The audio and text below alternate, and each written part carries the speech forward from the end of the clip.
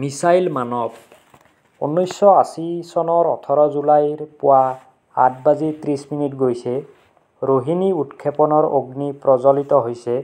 সেই সময়ত ভাৰতীয় মহাকাশ বিজ্ঞান সংস্থা ইছৰোৰ অভ্যন্তৰীণ ভাগত বিজ্ঞানীসকলে কম্পিউটাৰৰ মনিটৰত উদ্গ্ৰীৱ হৈ নিৰীক্ষণ কৰি আছে।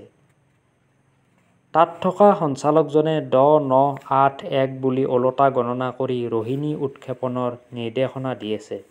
তাৰ পাছতে আকাশৰ নিৰ্দিষ্ট কক্ষপথত কৃত্ৰিম উপগ্ৰহ ৰোহিণী সফলভাৱে উৎক্ষেপণ কৰা হ'ল। তাকে দেখি বিজ্ঞানীসকল আনন্দত আত্মহাৰা হ'ল। এই সমস্ত সফলতাৰ আঁৰৰ ব্যক্তিজন কোন জানানে?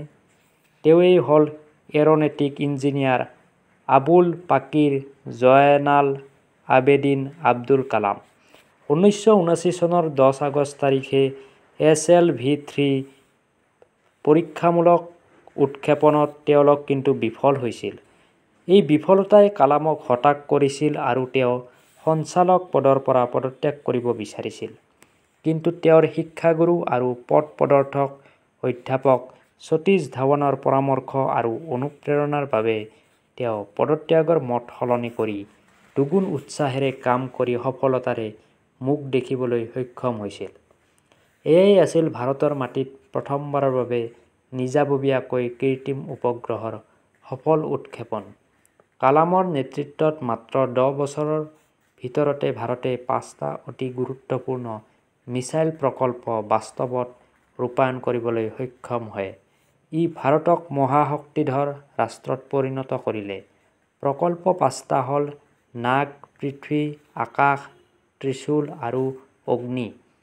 এই ক্ষেপণাস্ত্ৰসমূহৰ বাবেই ভাৰতৰ প্ৰতিৰক্ষা বিভাগ পৃথিৱীৰ ভিতৰতে যথেষ্ট শক্তিশালী।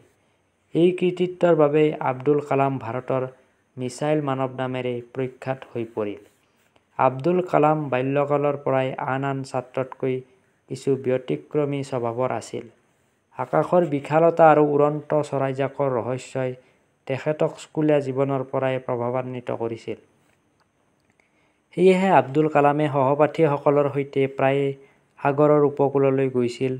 তাত সাৰেং আৰু গঙা চিলনীৰ চৰাইবোৰে আকাশী পথত উৰি থাকিবলৈ কৰা প্ৰচেষ্টাক তেখেতে গভীৰভাৱে নিৰীক্ষণ কৰিছিল। চৰাইৰ দৰে তেখেতৰো আকাশৰ উচ্চতালৈ উৰিবলৈ অদম্য হেঁপাহ জাগিছিল। স্কুলীয়া জীৱনৰ সেই ইচ্ছা কালক্ৰমত সফল হ'ল।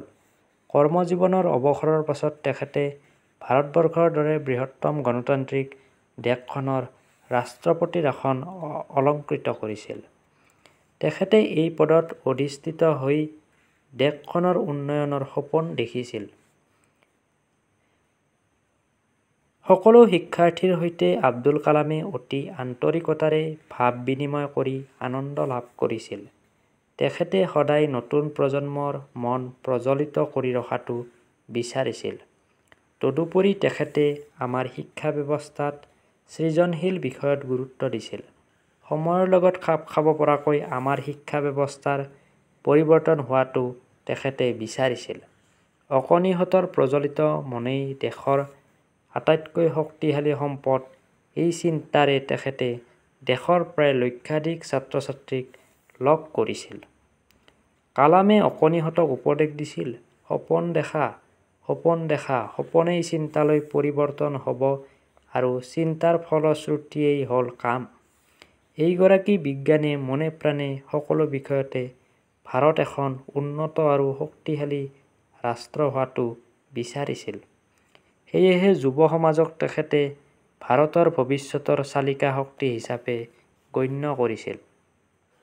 আব্দুল কালামৰ মতে শিশুৰ 15 বছৰ বয়সলৈকে পিতৃ-মাতৃ, প্ৰাথমিক আৰু হাইস্কুলৰ শিক্ষকসকল আদৰ্শ নায়ক। বিজ্ঞান আৰু প্ৰযুক্তিবিদ্যাৰ উপৰি সংগীত আৰু সাহিত্যৰ অনুৰাগী কালামৰ সৰলতা আৰু কৰ্মদক্ষতা তেখেতৰ ব্যক্তিত্বৰ প্ৰধান ভূষণ আছিল।